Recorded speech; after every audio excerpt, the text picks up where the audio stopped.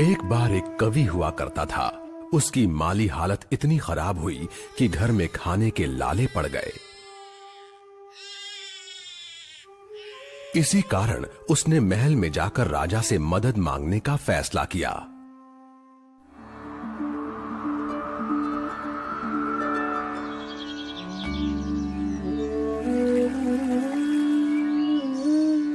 राजा के बुलाए जाने पर उसने अपनी कविताएं पढ़नी शुरू कर दी।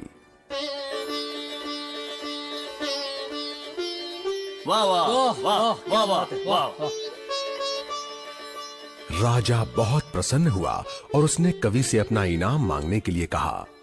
कवि ने मोहरों से सजे शतरंज की ओर इशारा करते हुए कहा, महाराज, अगर आप पहले खाने में चावल का एक दाना रखें और हर खाने के लिए उसे दुगना करते जाएं, तो मैं समझूंगा मुझे मेरा इनाम मिल गया।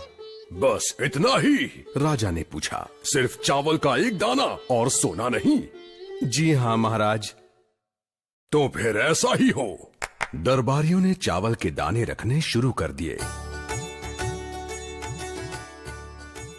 पहले खाने में 1, दूसरे में 2, तीसरे में 4, चौथे में 8। इस तरह वो रखते गए। जब 10वें खाने में चावल रखने की बारी आई तो उन्हें चावल के 512 दाने रखने पड़े। 20वें खाने तक संख्या बढ़कर 5,24,288 हो गई।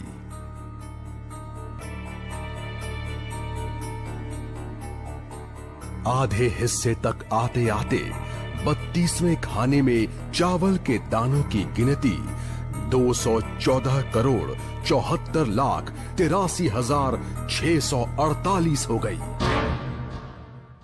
जल्द ही गिनती अरबों खरबों में बढ़ गई। आखिरकार अभागे राजा को अपना पूरा राजपाट उस चतुर कवि के हाथों सौंपना पड़ा। और इसकी शुरुआत चावल के सिर्फ एक दाने से हुई थी। कहानी की सीख: चक्रवृद्धि की ताकत को कम नहीं आंकना चाहिए।